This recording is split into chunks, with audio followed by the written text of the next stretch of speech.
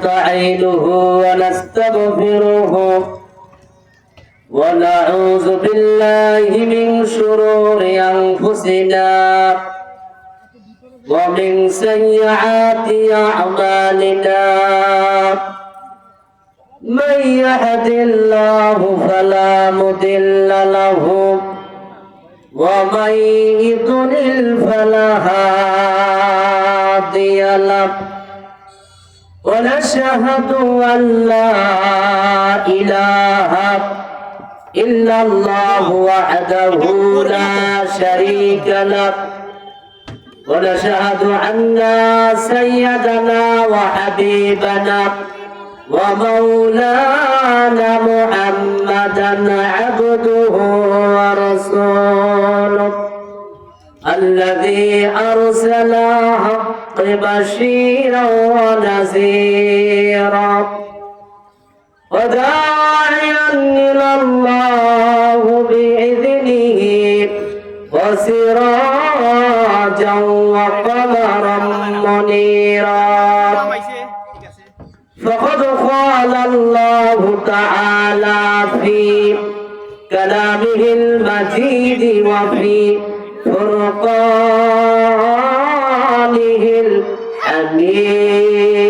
الحميد আমরা সবাই মহব্বতে পড়ি আউযু বিল্লাহি মিনাশ শাইতানির রাজীম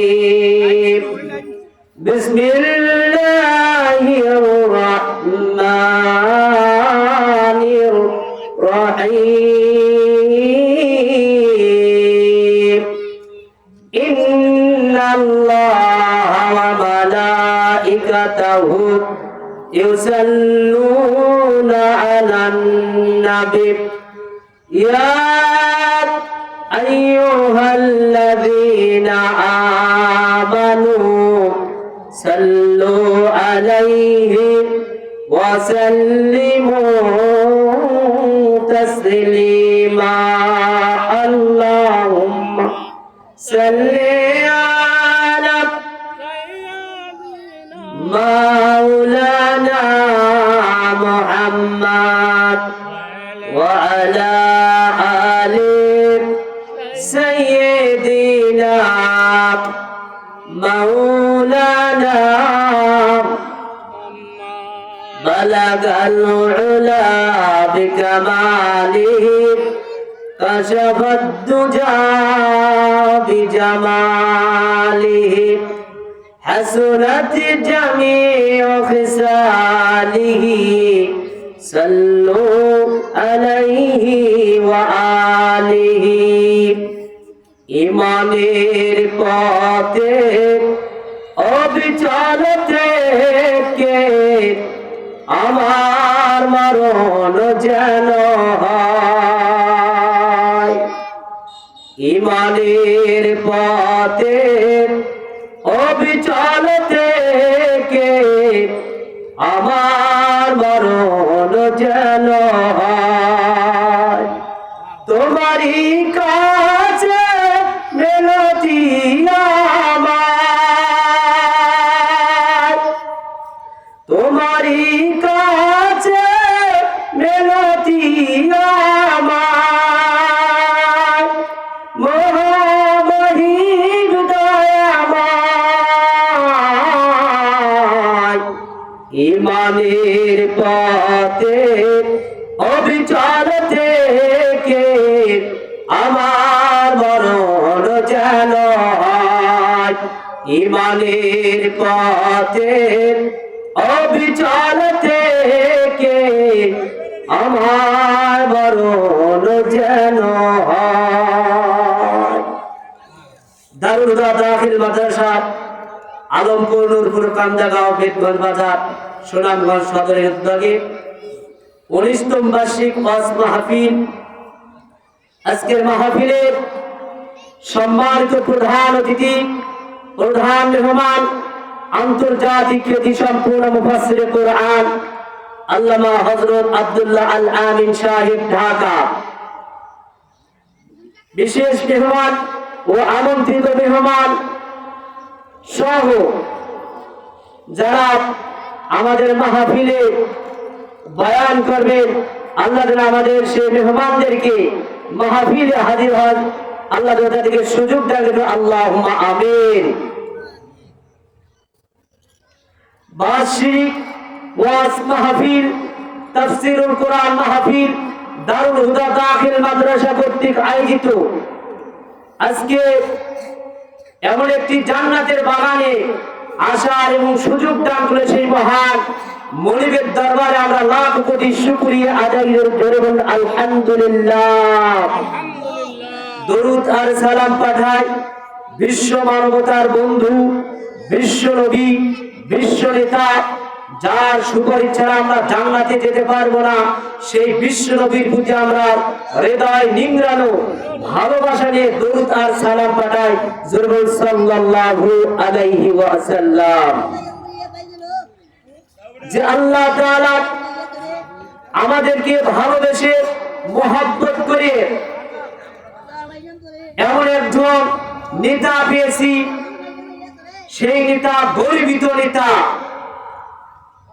যে নেতা সাইয়্যিদুল মুরসালিন রাহমাতাল লিল আলামিন, যার আদর্শই আমরা যদি গ্রহণ করতে পারি, লাকাদ কানা লাকুম ফি রাসূলিল্লাহি উসওয়াতুন হাসানা, এই আদর্শ যদি আমরা গ্রহণ করে লালন পালন করে দুনিয়াতে চলতে পারি, আল্লাহ আমাদেরকে মরণের পর জান্নাতের সর্বোচ্চ মাকাম দান করবেন। আল্লাহুম্মা আমিন। সুবহানাল্লাহ।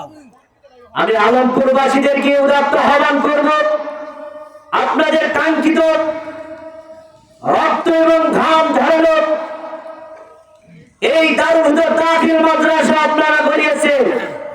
আজ এই দারুল হুদা দাখিল মাদ্রাসা বিশাল ওয়াজ মাহফিল, আর আমরা বাড়িতে বসে আছি যে ওয়াজ শুনতে যাব পরে।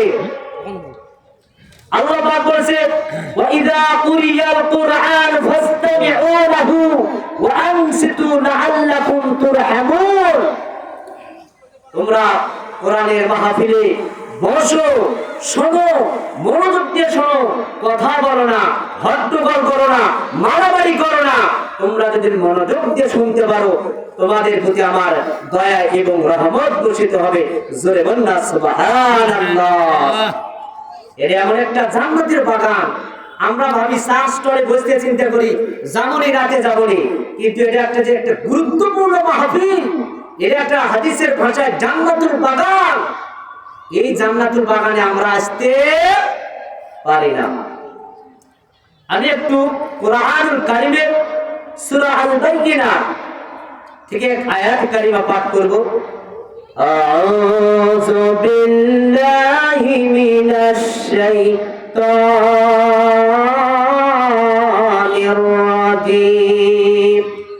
বিসমিল্লাহির রাহমানির রাহিম।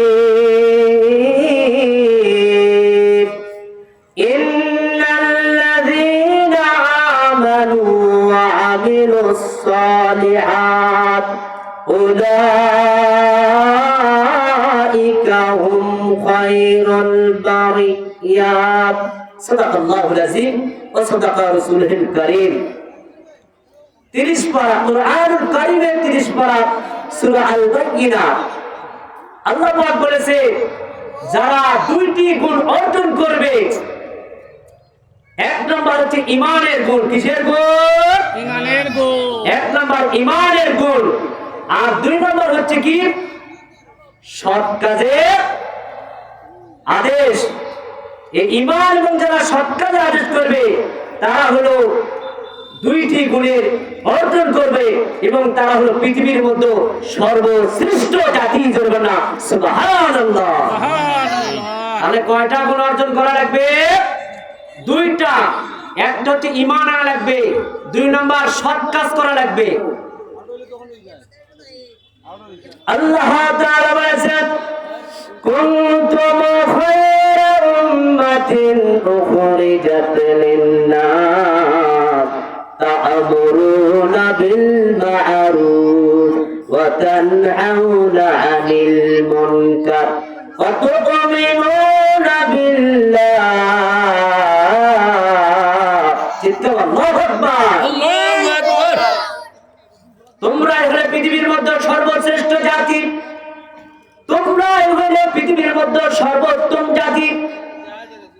যারা সৎ কাজে আদেশ দিবে ও সৎ কাজের যারা বাধা করবে এবং তোমরা পুরোপুরি আল্লাহর উপর ঈমান আনবে। এক নম্বর সৎ কাজ করা লাগবে ও সৎ কাজে বাধা দেওয়া লাগবে এবং পুরোপুরি আল্লাহর উপরে ঈমান আনা লাগবে। আমরা এই সৎ কাজ সমাজে করি না, অসৎ কাজ আমাদের সমাজে হয় বাধা দিই না। জাহিলি যুগের খেলাধুলা গান বাজনা নিয়ে আমরা সমাজে চলাচল করি। একটা নেতা কোনদিন সমাজে যে বাধা দিল না, গান করা যাবে না, খেলাধুলা করা যাবে না, এই কোন সমাজের একটা নেতা সৎ কাজের আদেশ করলো না, অসৎ কাজের কোনদিন বাধা দিল না। আল্লাহ তাআলা বলেছেন, আমি তোমাদের এমন একটা সুন্দর একটা জীবন ব্যবস্থা দিলাম, وَمَن يَبْتَغِي غَيْرَ الْإِسْلَامِ دِينًا فَلَن يُقْبَلَ مِنْهُ وَهُوَ فِي الْآخِرَةِ مِنَ الْخَاسِرِينَ। যদি কেউ ইসলামী জীবন ব্যবস্থার সাথে অন্য জীবন বিধান গ্রহণ করে, পরকালে তারা ক্ষতিগ্রস্ত হবে।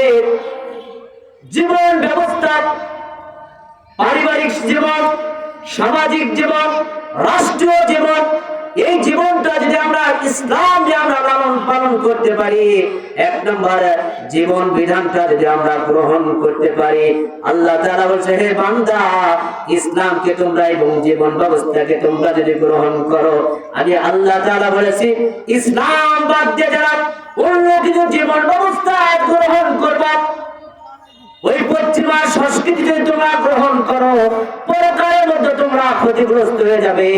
এগুলো তোমরা বাদ দিয়া ইসলামী জীবন ব্যবস্থা যদি তোমরা গ্রহণ করতে পারো, দুনিয়াতে শান্তি, পরকালে তোমাদের মুক্তির ব্যবস্থা হবে। সুবহানাল্লাহ। সেই ইসলামকে আমরা ইসলাম গ্রহণ করি না, ইসলামকে আমরা মানি না।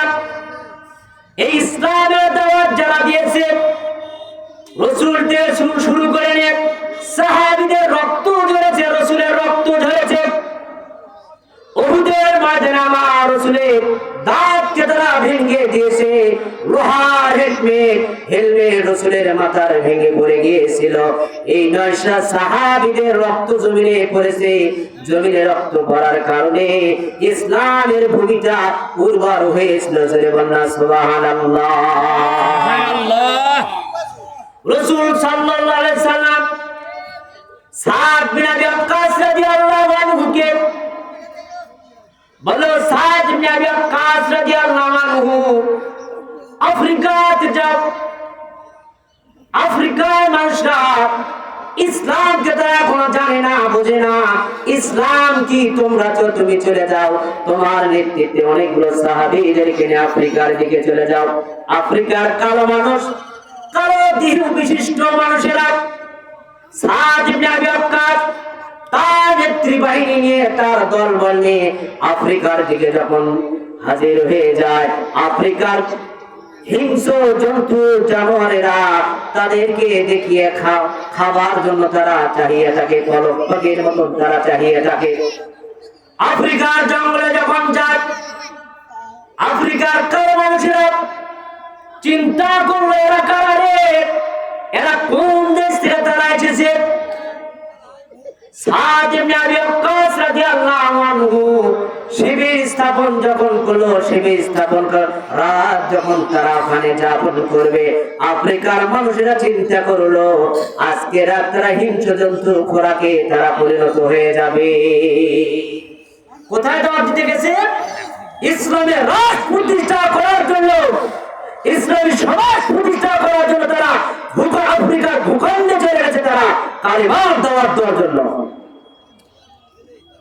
আফ্রিকার মানুষেরা বলল, আজকে রাতে সিংহ এবং বাঘ তাদেরকে খেয়ে সব শেষ করে দেবে। এই আফ্রিকার মানুষের যখন এই কথা আওয়াজ সাদ ইবনে আবি ওয়াক্কাসের কানে যখন আসলো, সাদ ইবনে আবি ওয়াক্কাস একটা বিশাল একটা মঞ্চ তৈরি করলো, তৈরি করে বলল, এই আমার সাথীরা তোমরা মঞ্চে বসো, আর আমি একটা এই প্রাণীদেরকে আমি একটা ভাষণ দিয়ে দিব। সুবহানাল্লাহ। প্রাণীদেরকে কি দিব? ভাষণ দেব, আমি একটা মূল্যবান নসিহত করব, মূল্যবান তাদের সামনে আমি আলোচনা করব। আমরা এখানে এসেছি আল্লাহর রাসূলের সাহাবীরা এসেছি, আমরা এই জমিনে আল্লাহর দ্বীন প্রতিষ্ঠা করার জন্য আমরা এখানে এসেছি। সাদ ইবনে আবি ওয়াক্কাস রাদিয়াল্লাহু আনহু মঞ্চে উঠিয়া বনের যখন আফ্রিকার জঙ্গলের হিংস্র জন্তু বাঘ এবং সিংহদেরকে ডাক দেওয়া হলো, হে আফ্রিকার হিংস্র জন্তুরা, আমরা হলাম আল্লাহর রাসূলের সাহাবী, আমরা এখানে এসেছি আল্লাহর রাজ প্রতিষ্ঠা করার জন্য, আল্লাহর জমিনে আল্লাহর কোরআন প্রতিষ্ঠিত করার জন্য আফ্রিকার ভূখণ্ডে আমরা এসেছি। হে জঙ্গলের বাঘ, ভাল্লুক, শিয়াল ও হিংস্র জন্তুরা, তোমরা এ রাত্রির জন্য তোমরা এখান থেকে আলাদা হয়ে যাও, নিরাপদ জায়গা আমাদের করে দাও। হে বাঘ, সিংহ, হিংস্র জন্তুরা, তোমরা যদি এখান থেকে না যাও, আমি সাদ বিন আবি ওয়াক্কাস তরোয়াল বার করে তোমাদের জন্য মোকাবেলা করার জন্য আমি সাদ প্রস্তুত থাকবো। জোরে সুবহানাল্লাহ।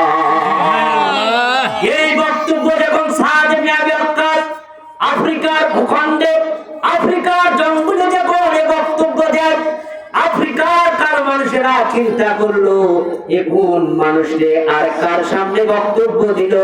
এ হলো জীবজন্তু, হায়নার পশু, যারা মানুষকে ভক্ষণ করে। আর এই মানুষেরা নাকি তাদেরকে বলতেছে, এখান থেকে তোমরা উন্নত এলাকায় চলে যাও, আমরা এখানে নিরাপদ রাত্রি যাপন করব।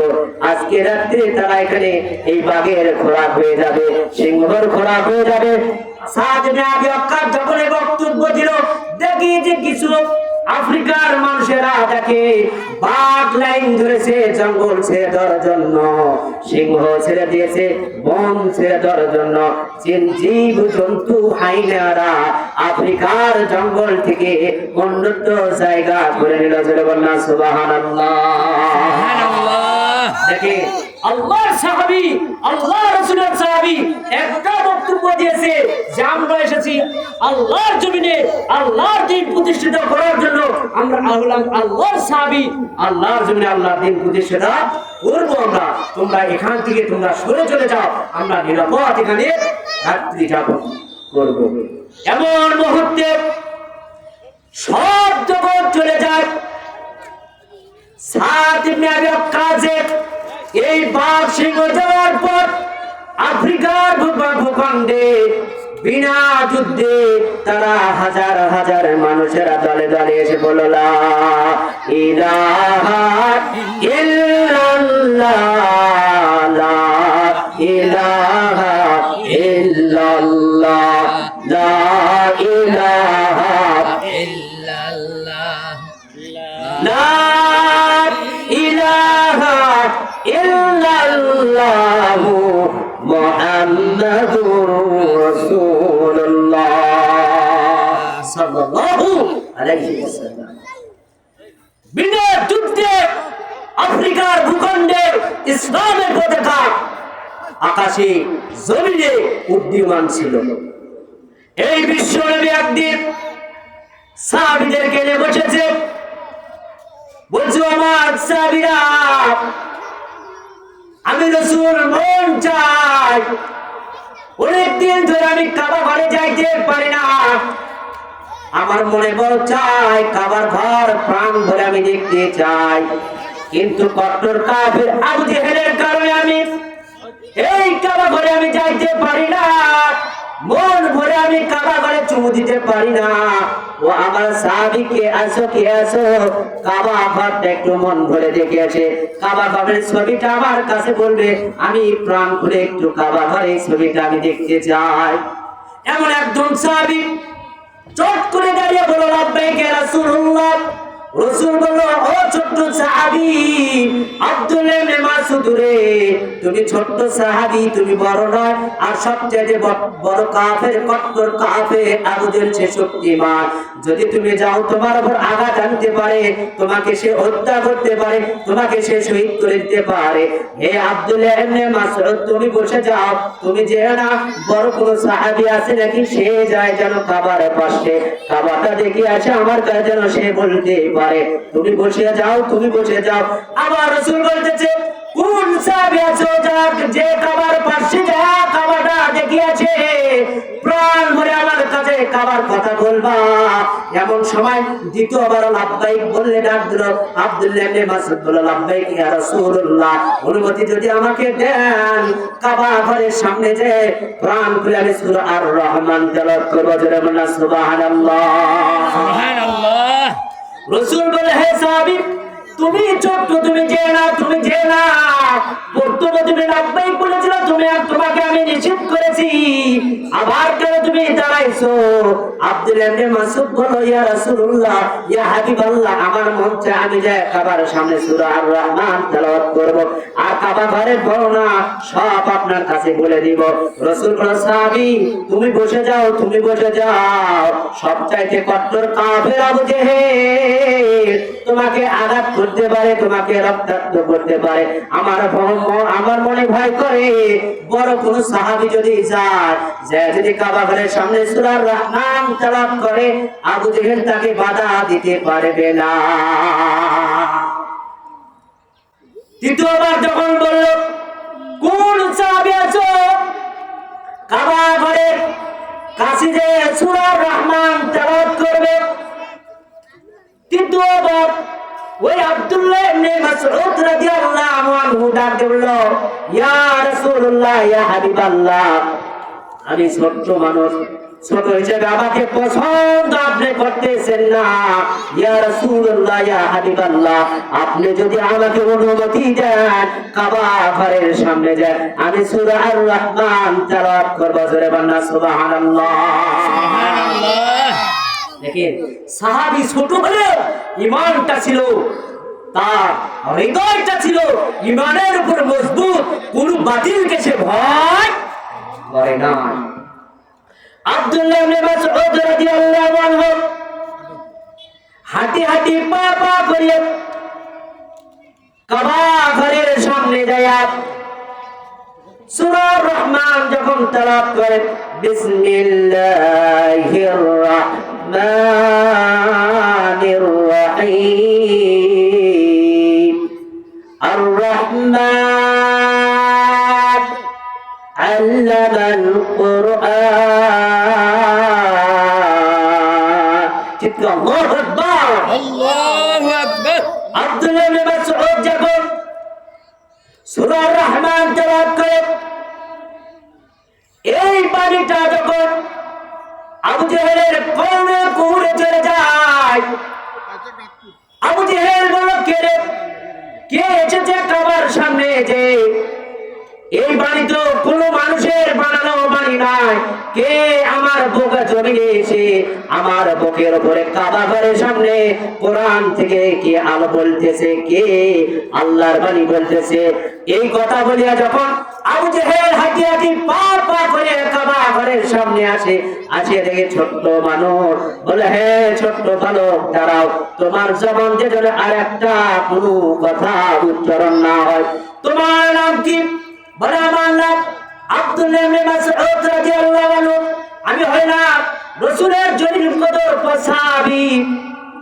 বলে, তুমি কেন এখানে এসেছো? বড় বড় সাহাবীরা সেই মুহাম্মাদের কাছে তারা আসে না। বলে, আমি ছোট্ট এসেছি, ছোট্ট মানুষ হতে পারি, ঈমানটা আল্লাহ এবং আল্লাহ রাসূলের উপর পরিপূর্ণ। জোরে বলুন সুবহানাল্লাহ, সুবহানাল্লাহ। আব্দুল্লাহ ইবনে মাসউদ কে বলল, হে আব্দুল্লাহ ইবনে মাসউদ, এখান থেকে তুমি তাড়াতাড়ি চলে যাও। আব্দুল্লাহ ইবনে মাসউদ বলল, আমি যদি না যাই তুমি কি করবা? বলে হে আব্দুল্লাহ ইবনে মাসউদ, বেশি কথা বলো না আমার সঙ্গে, আমার কিন্তু মাথা গরম আছে। বর্তমানে অনেক সমাজে নেতা আছে ওয়াজাতা বলে আমার মাথা কিন্তু গরম, বেশি কথা তোমরা বলো না। আব্দুল্লাহ ইবনে মাসউদ ডাক দিয়ে বলল, আপনি আমাকে কি করতে পারেন? আল্লাহ রাসূল আমাকে এখানে পাঠিয়ে দিয়েছে, রাসূলের অনুমতি নিয়ে আমি এখানে এসেছি, আমি যাব না। সূরা আর-রহমান আমি এখানে তেলাওয়াত করব। বলে আব্দুল্লাহ ইবনে মাসউদ চলে যাও। বলে না না আমি যাব না। হঠাৎ আবু জেহেল আব্দুল্লাহ ইবনে মাসউদের গাল বরাবর এমন একটা জোরে থাপ্পড় মেরেছে। আব্দুল্লাহ ইবনে মাসউদ ছোট ছিল, তার কানের তালা ফাটিয়ে ঝরঝর করে রক্ত পড়া শুরু করে দিল। সুবহানাল্লাহ। আব্দুল্লাহ ইবনে মাসউদের কানের তালা ফেটিয়ে পর্দা ফেটিয়ে যখন রক্ত ঝরঝর করে পড়ে, আর রাসূল সাহাবীদের নিয়ে বসে আছে, না জানি আমার ছোট্ট সাহাবী আব্দুল্লাহ ইবনে মাসউদের সাথে আবু জেহেল কি আচরণ করতেছে, কি ব্যবহার করতেছে। ও আমার সাহাবীরা, আমার মনে বড় ভয় হয়, অশান্ত আবু জেহেল মনে আমার ছোট্ট সাহাবীকে মারতে পারে, এমনকি হত্যাও করতে পারে।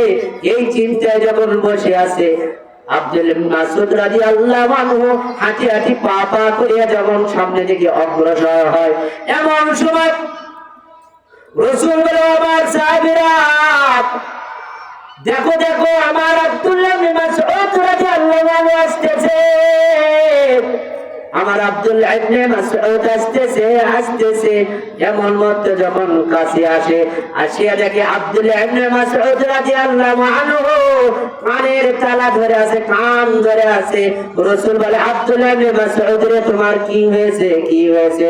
বলে, ইয়া রাসূলুল্লাহ, ইয়া হাবিবাল্লাহ, আমি যখন কাবা ঘরের সামনে দাঁড়িয়ে সূরা আর-রহমান তেলাওয়াত করি আর কাবা ঘর প্রাণ ভরে দেখি, এমন মুহূর্তে কট্টর কাফের আবু জেহেল আসিয়া যায়, আসে আমাকে নিষেধ করে। আমি আব্দুল্লাহ ইবনে মাসউদ কোরআন তেলাওয়াত করতে থাকি, বন্ধ করি না। এমন মধ্যে আব্দুল্লাহ ইবনে মাসউদ আমার এমন একটা জোরে একটা থাপ্পড় মেরেছে, থাপ্পড়ে চোটে আমার কানের পর্দা ফেটিয়ে গেছে। ইয়া রাসূলুল্লাহ, আমার কান থেকে রক্ত পড়তেছে, আমি কোনো কথা শুনতে পারি না।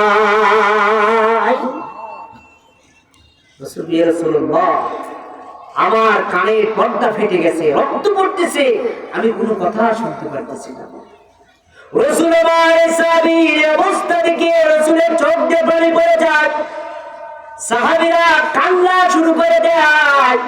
কান্না রুল যখন পড়ে যায়, আব্দুল্লাহ ইবনে মাসউদ রাদিয়াল্লাহু আনহু কাঁদে, সাহাবীরা কাঁদে, রাসূল সাল্লাল্লাহু আলাইহি সাল্লাম যখন কাঁদে, এমন ব্যক্ত হঠাৎ জিবরিল হাজির হয়ে যায়। রাসূলের কাঁদার সঙ্গে সঙ্গে, সাহাবীদের কাঁদার সঙ্গে সঙ্গে, আব্দুল্লাহ ইবনে মাসউদের কাঁদার সঙ্গে সঙ্গে জিবরিল ফেরেশতা কান্না শুরু করে দেয়। সুবহানাল্লাহ। রাসূল বলে, হে জিবরিল, তুমি কি জন্য কাঁদো, কি জন্য কাঁদো? আজকে এই দুঃখের দিনে আমি কাঁদি, সাহাবীরা কাঁদে, জিবরিল তুমি কেন কাঁদো? এই কথা যখন বলে, হঠাৎ জিবরিল আমার একটা ফিসকি মুস্কি একটা হাসি দেয়। রাসূল বলে, ও জিবরিল রে, এতক্ষণ পূর্বে তুমি কান্দি করেছো, তোমার চোখ দিয়ে পানি পড়ে গেছে, কান্নার রুল ধরেছে, এখন কেন তুমি আবার মুস্কি হাসি দিলে? জিবরিল বলে, ইয়া রাসূলুল্লাহ, ইয়া হাবিবাল্লাহ, আমি জিবরিল কাঁদিয়া কাঁদিয়া একটা মুস্কিন হাসি দিলাম। এই মুস্কিন হাসি আমি পরে আপনার কাছে বর্ণনা দিব কি জন্য আমি জিবরিল হাসি দিলাম। আপনারা শুনতে রাজি আছেন? না মন খারাপ করতেছে? রাজি রাজি। চলো। রাসূল করিম সাল্লাল্লাহু আলাইহি সাল্লাম তার মুখ থেকে থুতু বাড়ি করলো। কি বার করছে? থুতু মুবারক বার করছে। মার বাহির করিয়া আব্দুল্লাহ ইবনে মাসউদের কানে যখন লাগে দেয়, সঙ্গে সঙ্গে কানের পর্দা ভালো হয়ে যায়। জোরে বলুন না সুবহানাল্লাহ, সুবহানাল্লাহ। আব্দুল্লাহ ইবনে মাসউদের কানের পর্দা ভালো হয়ে যায়। এমন এক সময়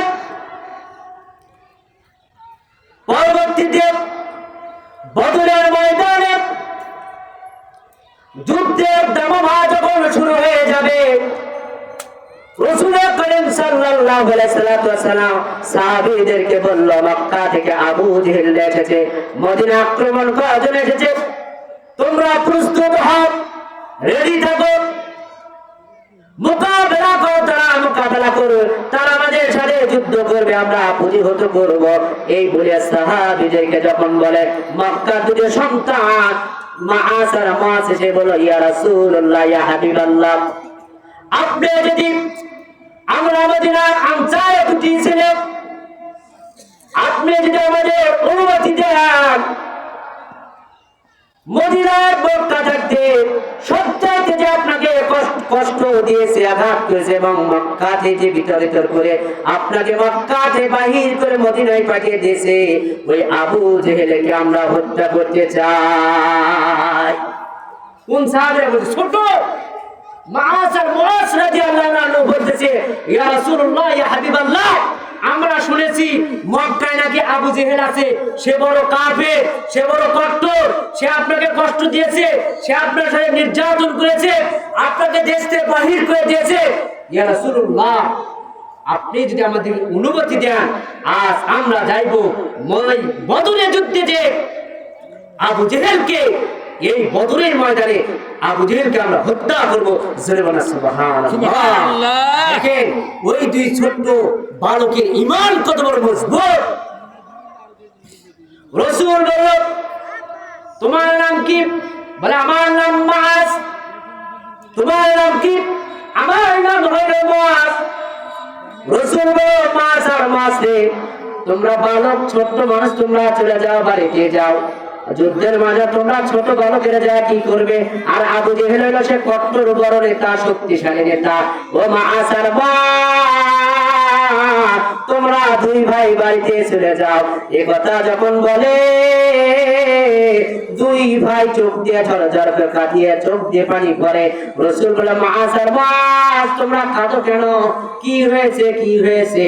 বলে, ইয়া রাসূলুল্লাহ, ইয়া হাবিবাল্লাহ, আমার বড় মনে চায়, আমরা দুই ভাইয়ের মনের স্বপ্ন যুদ্ধের মাঝে বদরের ময়দানে যাব, আর সবচেয়ে বড় কট্টর কাফের আবু জেহেলকে হত্যা করে দুই ভাই বদর থেকে আনন্দে আপনার কাছে আগে সংবাদ পৌঁছে দিব। জোরে বলনা সুবহানাল্লাহ। তোমাদের দুই ভাই তো ঈমান বড় মজবুত, আমি একটা পরীক্ষা করতে চাই। দুই ভাই বলল, যে পরীক্ষা, যে শর্ত দেন সেই পরীক্ষার শর্তের মধ্যে আমি রাজি আছি। রাসূল বলল, সাহাবীরা, ও সাহাবীরা, তোমরা দেখো, এই দুই ভাইয়ের মধ্যে কুস্তিগিরি করবে, কুস্তিগিরির মধ্যে শক্তি কার বেশি, এই শক্তি দেখতে চাই, এই শক্তি দেখতে চাই। মুআস আর মুআস দুই ভাই যখন কুস্তি শুরু করে দেয়, এমন সময় ডাক দেবে, হে মুআস আর মুআস, তোমরা দুই ভাই কুস্তিগিরি করো, শক্তি প্রদর্শন করো, তোমাদের মধ্যে যার শক্তি আছে, যার শক্তি সমর্থন আছে, আমি রাসূল তাকে বদরের যুদ্ধের পারমিশন দেব। জোরে বলনা সুবহানাল্লাহ। সুবহানাল্লাহ। রাসূল শক্তি পরীক্ষা করতে যাচ্ছে, যে বদরের ময়দানে যার শক্তি বেশি, সেই তাকে অনুমতি আমি দিব। আজ আমরা শক্তি পরীক্ষা করি, গরু দিয়ে যুদ্ধ লাগাই, আমরা গরু, ষাঁড় গরু দিয়ে আমরা শক্তি পরিদর্শন করি। এর হচ্ছে আইয়ামে জাহিলিয়া যুগের খেলাকে আমরা লালন পালন আমরা করি। এই খেলা সম্পূর্ণ হারাম। এতে আমরা একটা মাহফিল আয়োজন করি, কোরআনের মাহফিল আয়োজন করি, এতে আমরা শরীক হই না, কিন্তু দেখা যায় ঘোর দৌড়ের আমরা প্রতিযোগিতা করি, কে কত টাকা আমরা দিই। এটা সম্পূর্ণ খেলা হারাম, হারাম, হারাম। এই খেলা আমরা খেলি, ঘোড়ার প্রতিযোগিতা আমরা দিই, টাকা দিই, হাজার হাজার টাকা দিই, ঘোড়ার মেলা করা লাগবে, গরু জব করা লাগবে, মেহমান আসা লাগবে। এর বাবা, এটা কি? এটা কি করলে সওয়াব হবে? এটা করলে কি নেকি হবে? এটা করলে কি তোমার নাজাত হবে? তোমার বাপ কি কবরে জান্নাতে যাবে? তোমার দাদা কি কবরে জান্নাতে যাবে? চার আনা মূল্য হবে, বড় আর গুনাহ হবে, বড় কি হবে? আর এখানে আপনি টাকা দেবেন, দান কবে? আপনার বাপ, আমাদের মোবাইলে যদি টাকা না থাকে, টাকা না থাকলে কি বলে? আপনার রিচার্জ, আপনার মোবাইল জিরো, এখন আপনি রিচার্জ করুন। মোবাইলের টাকা না থাকলে কথা বলা যায়? কথা বলা যায়? যায় না। আপনি যখন গেলেন, আপনি যে কোনো মোবাইল থেকে টাকা আপনি আপনার রিসার্চ করলেন 50-100 যাই করলেন, আবার মোবাইল চালু, হ্যালো ভাই ভালো আছো, কেমন আছো, চালু হয়ে গেল। আপনি এখানে দান করবেন, যেমন মোবাইলে রিসার্চ করে টাকা চলে যায়, আপনার বাবা মার কবরে আগুন নামায় নেকি হয়ে যায়। জোরে বলে সুবহানাল্লাহ। আর আপনি ভোর বেলায় 1000 টাকা, 2000 টাকা, 10,000 টাকা গরু দিলেন, লাখ টাকা দিলেন, 4 আনা মূল্যর, আপনার বাবা কবরে শুয়ে আছে, এক মূল্য নেকি হবে না, বড় আপনার বাবার কবরে যেন গুলো যাবে, বলবে তোর বেটাকে যে পয়দা করছিলে, তোর বেটাকে দুনিয়া রেখে গেছো, দুনিয়ার খারাপ কাজে সে টাকা দান করে, ভালো কাজে দান। আব্দুল্লাহ রাসূল বলেন সাল্লাল্লাহু আলাইহি ওয়াসাল্লাম, মাস আর মাস দুই ভাই যখন যুদ্ধে যখন কুস্তিগিরি লেগে গেল, এমন সময় মাআজ ছোট ভাই মাআজ যখন মাছকে ধরেছে, বড় ভাই ছোট ভাই আস্তে যখন ফেলে দিয়েছে, ছোট ভাই যখন জমিনে পড়ে যায়, জমিনে পড়ে যাওয়ার পর বলল ছোট ভাই, ডাক দিল, ভাই রে তুমি শক্তি দিক দিয়ে ফাস্ট, কিন্তু আমার শক্তি বেশি নয়। ও বড় ভাই, তোমার কাছে আমার একটাই স্বপ্ন, একটাই অনুরোধ, দ্বিতীয়বার যখন আমি তোমাকে ধরবো, আস্তে তুমি জমিনে পড়ে যাবা। রাসূল যেন বুঝতে পারে মুআজের যে শক্তি, মুআজেরও সেই শক্তি, জোরে বল না সুবহানাল্লাহ। মাছকে এমন জোরে ধরে, মাছ জমিনে পড়ে যায়। জমিনে পড়ে যাওয়ার পর রাসূল বলো, মাছ যুদ্ধে যাবে, মাছ যুদ্ধে যাবে, মাছ তুমি বাড়িতে যাও, তুমি ছোট্ট, তুমি যেতে পারবে না, তোমার শক্তি কম। মাছ ডাক দেবে, ইয়া রাসূলুল্লাহ, ইয়া হাবিবাল্লাহ, আর একটা বার পুনরায় আর একটা বার শক্তি প্রদর্শনী করতে চাই, ইয়া রাসূলুল্লাহ, ইয়া হাবিবাল্লাহ, আর একবার যদি আপনি অনুমতি দেন কুস্তিগিরি করব, শক্তি প্রদর্শনী করবার একটা অনুমতি যদি দেন। রাসূল বলল, তোমাদেরকে পুনরায় আরেকবার কুস্তিগিরি শক্তি প্রদর্শনের সুযোগ দিয়ে দিলাম। সুবহানাল্লাহ। আবার যখন শক্তি প্রদর্শনে যখন সুযোগ করে দিয়ে দিল, ছোট ভাই বড় ভাইকে এত জোরে শক্তি করে ধরেছে। আগে তো বলাই ছিল ছোট ভাই, বড় ভাইয়ের কানে যে আগে বলেছিল, ভাই রে আমি যদি তোমাকে একটু জোরে ধরি, তুমি আস্তে জমিনে পড়ে যাবা, শক্তি আমারও বেশি হয়ে যাবে। যখন মাআজ বড় ভাই মাআজকে এত জোরে ধরেছে, মাআজ সঙ্গে সঙ্গে যখন জমিনে পড়ে যায়, রাসূল বলে, তোমাদেরকে দুই ভাই যুদ্ধের আমি পারমিশন দিয়ে দিলাম। জোরে বল না সুবহানাল্লাহ। নারে তাকবীর, নারে তাকবীর, দিল ইসলাম জিন্দাবাদ, জিন্দাবাদ, দিল ইসলাম, দিল ইসলাম জিন্দাবাদ, জিন্দাবাদ। আল কোরআনের আলো ঘরে ঘরে জালো, আল কোরআনের আলো ঘরে ঘরে জালো, কোরআন হাদিস ঠিকানে আল্লাহ কি সেখানে। নারে তাকবীর, আল্লাহু আকবার। দুই ভাইকে যখন যুদ্ধে পারমিশন দিয়ে দিল, দুই ভাই মার কাছে বিদায় নিয়েছিল, ইয়া রাসূল, আম্মাজি আজকে যুদ্ধের রাসূল করিম সাল্লাল্লাহু আলাইহি ওয়াসাল্লাম আমাদেরকে অনুমতি দিয়েছে, আম্মা জান দোয়া করুন, যুদ্ধে যেন আমরা কাফের আবুদেরকে হত্যা করে যুদ্ধে যেন দুই ভাই বীরের মতো রাসূলের কাছে আসতে পারি। সুবহানাল্লাহ। মা দুই ভাইকে বুকে নিয়ে বলল, কলিজার টুকরো সন্তান, তোমার আব্বা আগে মারা গেছে, দুই ভাই আমার আদরের দুটা সন্তান, কলিজার মনি, নয়নের মনি, আদরের মনি, ও মাআজ আর মুআজ রে, তোমরা দুই ভাই যদি যুদ্ধে চলে যায় আমি কাকে নিয়ে থাকবো? ও আমার মুআজ আর মুআজ রে, যা যা যুদ্ধে ডাক এসেছে, আর বসে থাকো না, বসে থাকো না। যে রাসূলকে তারা মক্কায় কষ্ট দিয়েছে, আঘাত দিয়েছে, যে মক্কায় রাসূলের উপর মরা উঠে নারী বুড়ি তারা ফেলে দিয়েছে, তোমরা আর দেরি করো না, দেরি করে না, যুদ্ধের মাঝে ঝাঁপিয়ে পড়ো।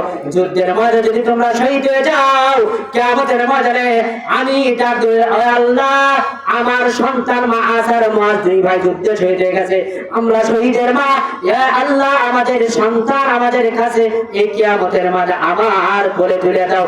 জোরে বলুন না সুবহানাল্লাহ। মাআজ আর মুআজ যখন যুদ্ধের মাঝে ঝাঁপিয়ে পড়ে, আব্দুর রহমান এমনি দেখে আউট দেখে দুইজন ছোট বালক আসতেছে, আসিয়া বল ইয়া ও চাচা আপনার নাম কি? বলে আমার নাম হলো আব্দুর রহমান এমনি আউট। বলে চাচা আমরা হইলাম মদিনার আনসারের ছেলে, আমার আব্বা মারা গিয়েছে, আমাদের মনের স্বপ্ন মনের তামান্না মক্কায় কট্টর কাফের আবু জেহেল রাসূলকে বলে সে কষ্ট দিয়েছে, আঘাত করেছে, ঘর থেকে বাহির করে দিয়েছে, হিজরত করে মদিনায় এসেছে। ও চাচা মন চায় আমরা তো আবু জেহেলকে চিনি না, আবু জেহেলকে চিনি না, একটু যদি বলে দেন আমরা দুই ভাই আবু জেহেলকে হত্যা করে দুনিয়া থেকে বিদায় করে দেব।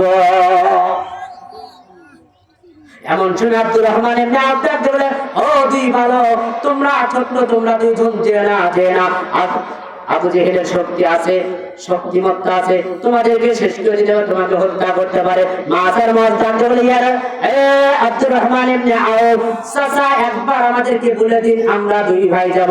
এমন সময় ডাকতে বলে মাথার মাছ দেখো দেখো সামনে যে ঘোড়ার পিঠে চলে আসতেছে, ঘোড়ার পিঠে সওয়ার করে যে আসতেছে, বড় বড় লম্বা চুল আছে, বড় বড় দাড়ি আছে, ওই হলো কট্টর কাফের আবু জেহেল, যে সবচাইতে আমার রাসূলকে কষ্ট দিয়েছে, যে সবচাইতে রাসূলকে আঘাত করেছে, ওই হলো কট্টর কাফের আবু জেহেল।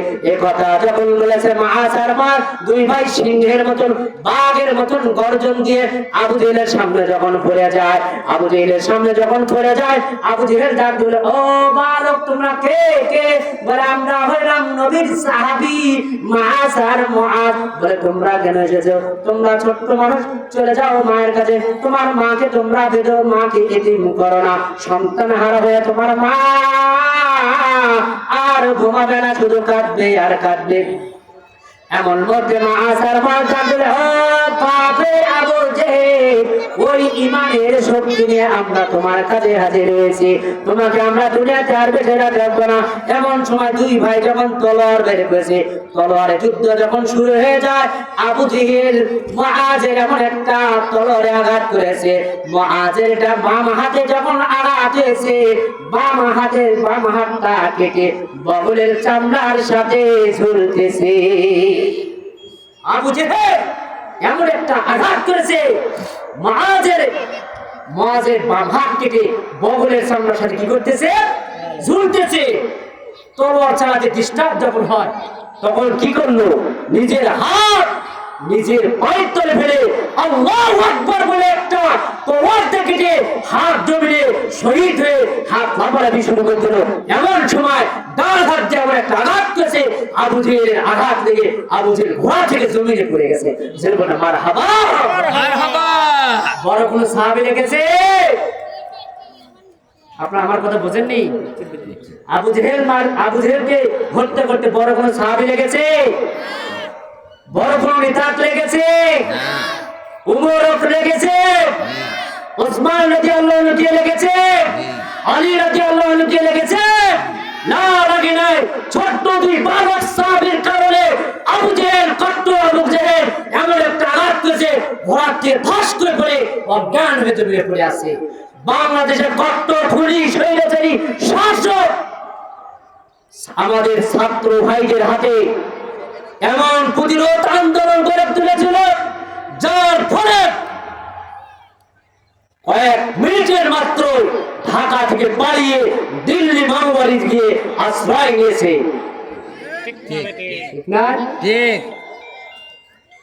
শেখ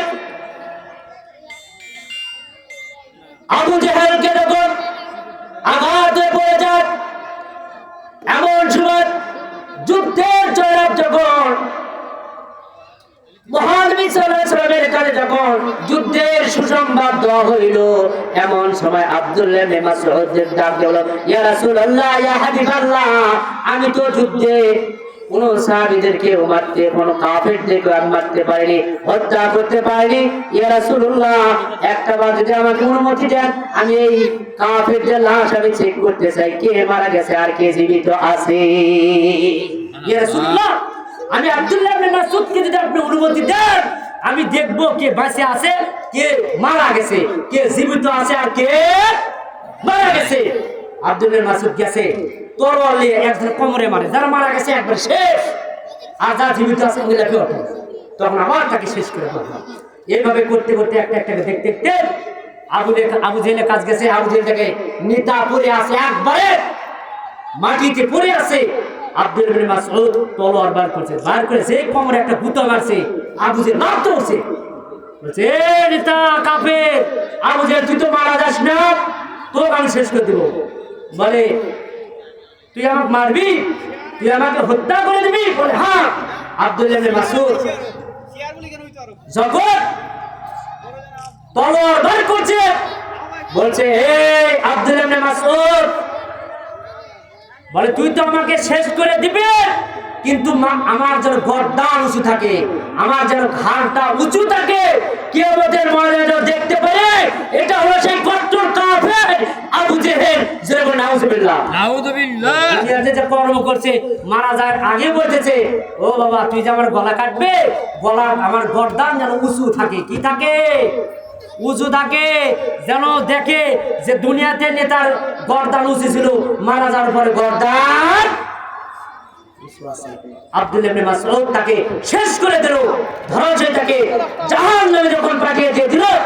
এমন মধ্যে আব্দুল ইবনে মাসউদ তার মাথা চুল ধরে টেনে নিয়ে যায়। কি করে? চুল ধরে যখন টেনে নিয়ে যায়, মাথা আর নড়ে না, মাথা নড়ে না। দেখেন আল্লাহর কি কারিশমা, মাথা নড়ে না। আব্দুল ইবনে মাসউদ চিন্তা করে, কে রে এ মাথা নড়ে না কে রে? কারণটা কি? এত জব হয়ে গেছে, মাথা আলাদা, ধর আলাদা, দুই বিশিষ্ট দুই জায়গা আছে, কথা আছে। এমন সময় আব্দুল ইবনে মাসউদের একটা স্বপ্ন, একটা খেয়াল এসে গেল যে কাফের আবু জেহেল ওই সময় কাবার পাশে যায় সূরা রহমান যখন তেলাওয়াত করতে চেয়েছিলাম, তেলাওয়াত করেছিলাম, ওই সময় আবু জেহেল আমার এমন একটা চর মেরেছিল, ওই থাপ্পড় মারার কারণে তার কানের পর্দা ফেটে গিয়েছিল। এই কথা যখন তার মনে পড়ে গেল যে এটাই মনে আজকে প্রতিশোধের দিন, এটাই হলো আজকে প্রতিশোধের দিন। গাছ থেকে খেজুর গাছ থেকে একটা বড় খেজুর ডাল ভেঙে নিয়ে তার কানের মধ্যে দিয়ে এখানে যেমন জোরে একটা আঘাত করেছে, এখান দিয়ে ছিদ্র হয়ে আরে কান দিয়ে বাইর হয়ে গেছে। জেলে বানা সুবহানাল্লাহ। এটা কার খেলা? আল্লাহর খেলা। কার খেলা ভাইজান? আল্লাহর খেলা। আল্লাহর খেলা। এটা আল্লাহর খেলা। কোরআনের প্রতি আমাদের সাইদিকে তারা নিরপরাধ মানুষকে তারা কষ্টের পর কষ্ট দিয়ে তারা জেলখানার মধ্যে তারা বিনা চিকিৎসা তাকে হত্যা করেছে, চিকিৎসা নামে তাকে হত্যা করেছে। আর জালেম শাসক বাংলার জন্য তাদের অস্তিত্ব আছে না? না, অস্তিত্ব তাদের।